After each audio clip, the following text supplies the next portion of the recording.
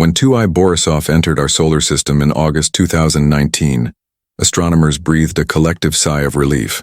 Finally, an interstellar visitor that made sense. It showed a clear coma, a visible tail, spectroscopic evidence of outgassing, and chemical composition matching what we'd expect from a comet formed around another star. After the chaos of Oumuamua 2 years earlier, Borisov was comforting. It proved that not every visitor from beyond our solar system would be a physics-defying enigma. It followed the rules. It behaved predictably. It was normal. But that normalcy has become deeply troubling, because every interstellar object detected since Borisov has shown anomalies.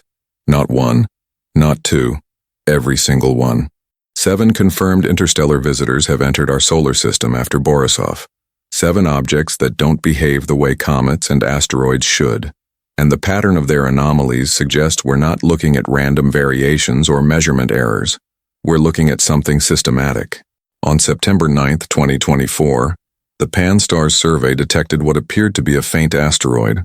Within 3 days, trajectory calculations revealed hyperbolic orbit geometry. The object was moving at 91 kilometers per second relative to the Sun, far too fast to be gravitationally bound. Observatories worldwide turned their instruments toward this new interstellar arrival. What they found violated every expectation established by Borisov. The object showed no coma, despite approaching within Mars' orbit where solar heating should trigger vigorous outgassing. Spectroscopic analysis revealed surface composition unlike any solar system comet. And most disturbing, the object was accelerating in ways that matched neither outgassing models nor radiation pressure calculations. The scientific community had spent 2 years studying Borisov, building detailed models of how interstellar comets should behave. This new visitor, designated 4I, invalidated those models completely. 2 months later, the Catalina Sky Survey detected another interstellar object. Then Webb Space Telescope observations identified 3 more in archival data, objects that had passed through unnoticed because they were too faint for previous surveys. Then the Vera Rubin Observatory, conducting its first systematic sky surveys, found 2 additional visitors. 7 objects total, detected between late 2024 and early 2025. 7 opportunities to confirm that Borisov represented typical interstellar comet behavior. 7 failures. Before we examine what makes each of these objects impossible and what their collective pattern reveals, hit that subscribe button and turn on notifications. This is Cosmic Outliers, where we investigate why the universe keeps breaking the rules we write for it. Drop a comment with your theory about what these 7 objects might be, because the data we're examining suggests possibilities that challenge fundamental assumptions about what exists between the stars. Light takes time to travel. When you look at the moon, you see it as it was 1.3 seconds ago. Look at our sun, and you witness light that left 8 minutes before. Gaze at the nearest star beyond our sun, Alpha Centauri, and you see light that began its journey over 4 years ago. This is confirmed science. Every photon carries information about its source, and the photons reflecting off these 7 anomalous visitors tell us that interstellar space contains objects whose properties don't match anything we predicted based on our solar system experience. 2I Borisov arrived with perfect credentials. Discovered by amateur astronomer Gennady Borisov on August 30, 2019, the object showed immediate signs of cometary activity. A fuzzy coma surrounded the nucleus. Spectroscopic observations detected emission lines from CN, C2, and OH, molecular fragments created when ultraviolet sunlight breaks apart larger molecules like hydrogen cyanide and water. These are standard cometary signatures, seen in hundreds of solar system comets. Borisov's spectrum looked exactly like what theoretical models predicted for a comet from another stellar system. As observations accumulated, Borisov's normalcy became even more apparent. The ratio of different molecular species in its coma matched solar system comets formed in cold outer regions. The dust-to-gas ratio was typical. The nucleus size, estimated at approximately 500 meters diameter, fit within the expected range. The object's color was slightly redder than most solar system comets, suggesting its surface had been exposed to cosmic radiation during interstellar travel, exactly as models predicted. Even the outgassing behavior followed predictable patterns, increasing as Borisov approached the Sun and decreasing as it moved away. Researchers used Borisov to test theories about cometary composition and formation. One team analyzed the carbon monoxide to water ratio in the coma and found values similar to solar system comets formed beyond Neptune. This suggested Borisov originated in the cold outer regions of its parent planetary system, just like our Kuiper belt comets. Another team measured isotope ratios for deuterium, a heavy form of hydrogen. The deuterium to hydrogen ratio matched solar system values within measurement uncertainties, indicating Borisov formed from similar raw materials. The conclusion seemed clear. Interstellar comets are fundamentally similar to solar system comets. Different stars produce similar planetary systems, which produce similar comets. Borisov validated our understanding of planetary formation as a universal process governed by the same physics regardless of stellar environment. Papers were published. Models were refined. The case was closed. Then 3I Atlas arrived in October 2024, and the case violently reopened. 3I Atlas showed spectroscopic evidence of water ice and carbon dioxide, normal comet ingredients. But the ratios were wrong. The abundance of certain molecules didn't match any comet in our solar system's catalog. More troubling was what spectroscopy didn't detect. There was almost no cyanogen, a compound typically abundant in cometary nuclei. The absence suggested either an unusual formation environment or composition that defied standard models. And Atlas was accelerating, non-gravitational acceleration that pushed it off its expected trajectory. But the magnitude of acceleration didn't match the observed brightness or estimated outgassing rate. The object appeared too faint to be producing the level of outgassing needed to explain its trajectory deviation. Where Borisov had been transparent, Atlas was opaque. Every measurement raised new questions. The surface temperature seemed wrong. Thermal modeling predicted one value. Observations showed another. The rotation state was chaotic, tumbling in ways that suggested recent violent perturbation, and buried in the spectrum were faint absorption features that didn't match any known reference materials, organic compounds or minerals formed under high-pressure conditions that don't exist on normal cometary surfaces. Scientists proposed explanations. Perhaps Atlas was coated with radiation-processed materials from extended interstellar exposure. Perhaps it was a fragment of a larger body that broke apart during its journey. Perhaps subsurface volatile reservoirs were driving hidden outgassing. Each explanation was plausible, but required very specific conditions, and each struggled to account for all the observed anomalies simultaneously. Then 4I arrived 2 months later, showing completely different anomalies. No coma despite approaching to 1.2 astronomical units from the Sun, well within the region where water ice should sublimate vigorously. The surface spectrum showed crystalline silicates, minerals that form at high temperatures in inner planetary system regions, not the amorphous materials expected from cold outer regions. The object was rotating with a period of 3.2 hours, extremely fast for something measuring approximately 800 meters across.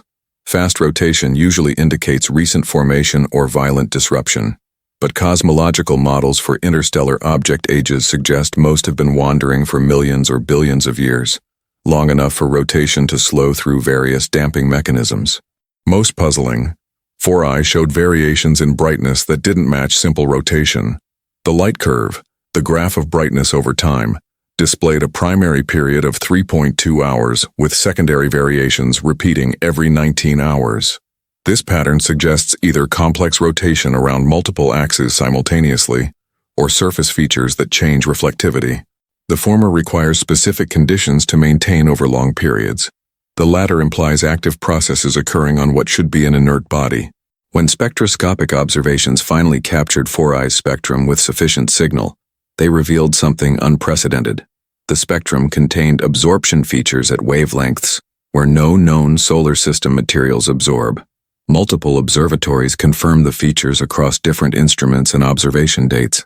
Either 4I's surface contains substances that don't exist in our solar system, or the absorption arises from some physical process we don't understand. Laboratory spectroscopists are currently attempting to reproduce the observed features by measuring spectra of exotic materials under extreme conditions, but no matches have been found. Objects 5I through 8I, detected through various surveys and web archival searches, each added their own contradictions to the growing catalog of impossibilities. 5I showed evidence of outgassing, but the gas composition was wrong. Spectroscopy detected molecular species that shouldn't coexist in equilibrium. 6I had normal composition but impossible orbit, moving on a trajectory that dynamic simulations couldn't reproduce using standard gravitational interactions. 7I appeared to be changing. Observations separated by 3 weeks showed different spectral features, suggesting surface composition was actively evolving. I maintained perfect silence, no outgassing, no thermal anomalies, no spectral surprises, but it was accelerating anyway, pushed by forces that left no detectable signature. The pattern became undeniable. 1 normal interstellar comet, Borisov, followed by 7 anomalous objects. The statistical probability of this occurring by chance, if anomalies were random, is extraordinarily low. If we assume 10% of interstellar objects should show significant anomalies due to unusual but natural formation environments or rare events, the probability of detecting 7 anomalous objects consecutively after 1 normal one is less than 1 in 10 million. Either we're witnessing a statistical fluke, or the assumption that anomalies are rare is wrong. 2 hypotheses emerge. First, perhaps Borisov was the anomaly, the rare object that happened to match our expectations. Perhaps typical interstellar objects show properties we consider anomalous, because our expectations are based on limited solar system experience. Our sample of comets comes entirely from one stellar system. We've studied perhaps a few thousand comets in detail, all formed from the same protoplanetary disk around the same star. Extrapolating from this to predict properties of objects formed around different stars, with different compositions, different formation histories, different dynamical evolution might be fundamentally flawed. The second hypothesis is more unsettling. Perhaps something has changed. Perhaps the population of interstellar objects currently passing through our region of space differs from the population that passed through 2 years ago when Borisov visited. The local interstellar medium, the space within a few light years of the Sun, isn't static.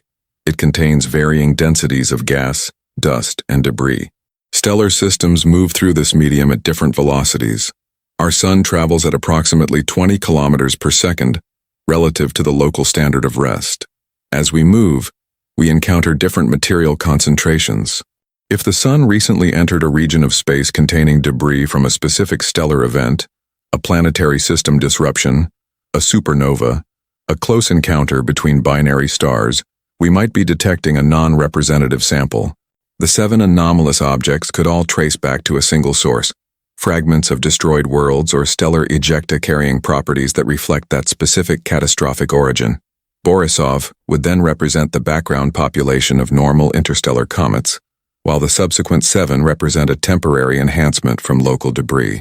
Testing these hypotheses requires tracing each object's origin. By measuring positions over time and calculating trajectories backward through space, researchers can identify regions where objects originated. The challenge is that small uncertainties in measured velocity compound exponentially over the millions or billions of years objects have been traveling. After a few 100,000 years of backtracking, the possible origin volume encompasses millions of cubic light-years and thousands of potential source systems. Preliminary trajectory analysis for objects 3I through 8I shows they don't come from random directions uniformly distributed across the sky. 5 of the 7 originated from a region spanning approximately 30 degrees in the constellation Perseus. This clustering is marginally significant, meaning it could occur by chance but is less likely than expected for random origins. If real, it suggests a common source region, possibly a single stellar system that experienced catastrophic disruption and ejected multiple fragments on slightly different trajectories that arrived at our solar system separated by months. The Perseus region contains several interesting candidates. HD 24040, the binary system identified as 3I Atlas's probable source, lies in this direction.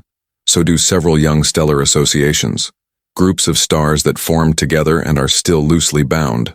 Young systems experience violent dynamical evolution as planets migrate and scatter each other, producing high ejection rates of asteroids and comets. An enhanced production of interstellar debris from one of these associations could explain the clustering. But origin alone doesn't explain the anomalies. Even if all 7 objects came from the same source, why do they all show different types of impossible behavior? Different fragments from the same destroyed planet should show similar properties. Different comets ejected from the same planetary system should have comparable compositions. The diversity of anomalies suggests either multiple sources with different properties or a single source that produced an unusually heterogeneous debris field. One scenario involves a stellar collision or near miss. If two stars passed extremely close to each other, their planetary systems would be catastrophically disrupted. Planets would be torn from orbits, shattered by tidal forces, and ejected at high velocities. The debris would include fragments from inner rocky planets, outer icy bodies, atmospheric materials, and possibly stellar material from close approaches to the stars themselves. This heterogeneous mix could produce fragments with varied compositions and properties, explaining the diversity we observe. Another possibility involves a planet around a massive star. Stars more massive than our Sun have shorter lifespans, sometimes only a few million years. When they die, they can become supernovae, exploding violently and ejecting any surrounding planetary material at tremendous velocities. If a planetary system orbiting a massive star was destroyed in a supernova, the fragments would carry chemical signatures from both normal planetary formation and nucleosynthetic processes occurring in the explosion. This could explain unusual isotope ratios and exotic materials. A third scenario, more exotic but not impossible, involves brown dwarf ejection. Brown dwarfs are objects too massive to be planets, but too small to sustain hydrogen fusion like stars. They can form planetary systems, but brown dwarf systems are dynamically unstable. Close encounters between brown dwarfs, possibly in dense stellar clusters, could eject entire planetary systems into interstellar space. Objects from such systems would show normal planetary compositions, but unusual thermal histories, because brown dwarfs emit significant infrared radiation for hundreds of millions of years after formation. Material orbiting brown dwarfs would experience heating patterns unlike anything in stellar planetary systems. Each scenario predicts specific observable signatures. Supernova debris should show enrichment in certain heavy elements synthesized during the explosion. Binary disruption should produce high-velocity dispersions among fragments. Brown dwarf origin should show unusual thermal processing patterns. Researchers are comparing detailed spectroscopic and dynamical data from the 7 objects against predictions from each model to determine which, if any, fits the observations. Complicating the analysis is ongoing uncertainty about object sizes and masses. All size estimates rely on measuring brightness and assuming surface reflectivity, but reflectivity varies enormously depending on composition and surface texture. An object could be small and highly reflective or large and dark, producing identical apparent brightness. This uncertainty propagates through all subsequent analysis. Mass estimates combine size with density assumptions, adding another layer of uncertainty. Direct size measurements would require high-resolution imaging or radar observations. For interstellar objects moving at tens of kilometers per second, opportunities for such measurements are brief. By the time an object is discovered, characterized, and targeted for detailed study, it's often already leaving the inner solar system and fading beyond instrument sensitivity. Rapid response protocols are improving, but lag times between detection and intensive observation remain significant. One proposed solution involves dedicated interstellar object intercept missions. Instead of observing from Earth, spacecraft would be launched to rendezvous with incoming visitors. The technical challenges are immense. Interstellar objects move at speeds exceeding 20 kilometers per second. Matching that velocity requires enormous fuel reserves or gravity assist maneuvers that take years to execute. Even a fast flyby mission passing within a few thousand kilometers would provide transformative data, direct imaging of surface features, compositional measurements from onboard spectrometers, magnetic field measurements, and perhaps even sample collection. ESA and NASA have both commissioned studies of rapid response interstellar object missions. The concepts envision spacecraft kept in standby orbits, fueled and ready for launch when suitable targets are detected. Upon confirmation of an interstellar trajectory, the mission would launch within weeks using high-thrust propulsion to intercept the object before it leaves the inner solar system. The technology exists, but funding and political will remain obstacles. Committing resources to a mission that might wait years for a target requires long-term planning that current space agencies struggle to maintain. Until such missions become reality, we remain dependent on telescopic observations and the fundamental limits of inference. We see light reflecting off objects billions of kilometers away. We measure how that light changes in color and brightness. We track positions and calculate trajectories. From these sparse measurements, we attempt to reconstruct composition, structure, origin, and history. It's like trying to understand a vehicle by examining its shadow from a kilometer away. You can deduce certain properties, size, general shape, movement direction, but you miss critical details. What we know with certainty about the 7 anomalous objects is limited, but significant. They originated outside our solar system, confirmed by hyperbolic trajectories. They show properties inconsistent with objects formed in our stellar neighborhood, confirmed through spectroscopy and dynamics. They represent a diverse population, not variations on a single theme, and they arrived in temporal and possibly spatial clustering, suggesting non-random distribution. What remains uncertain encompasses nearly everything else: the exact compositions, the specific formation environments, the ages, the detailed histories, the reasons for particular anomalies, the relationship between different anomalous objects, and most fundamentally, whether they represent a temporary enhancement from a local source or the actual typical population of interstellar debris. These uncertainties aren't failures of observation or analysis. They're intrinsic to the problem of studying transient visitors with limited observation windows. Borisov's normalcy might be the most important discovery. It proved that normal interstellar comets exist, that planetary formation around other stars can produce objects identical to solar system comets. This validates the universality of physics and chemistry across stellar systems, but the subsequent 7 anomalies prove that normal isn't universal. The galaxy contains diversity we didn't predict. Objects form under conditions we haven't modeled. Events we consider rare or impossible occur frequently enough that we detect multiple examples in just 2 years of enhanced survey sensitivity. The implications reach beyond individual object characterization. If interstellar space is filled with diverse populations of debris from different sources and events, our solar system is constantly sampling galactic history. Every incoming visitor carries information about stellar environments, planetary processes, and catastrophic events occurring across hundreds of light years and spanning millions or billions of years. We're archaeologists of the galaxy, examining artifacts that arrive unbidden and leave quickly, each one a fragment of a story we're learning to read. The future will bring more detections. Vera Rubin Observatory's 10-year survey will discover dozens of interstellar objects annually, possibly hundreds as sensitivity and coverage improve. This statistical sample will reveal whether the current pattern of 1 normal followed by 7 anomalous represents the true population ratio or a temporary aberration. If anomalies dominate, we'll need to fundamentally revise our understanding of what exists between stars. If normal objects eventually match or exceed anomalies, we'll need to explain the current clustering and identify its source. Either outcome advances knowledge. Either outcome reveals something profound about galactic material cycles, planetary system fates, and the diversity of objects populating interstellar space. The age of interstellar object astronomy has barely begun. Each new detection provides data that previous generations could only dream of accessing.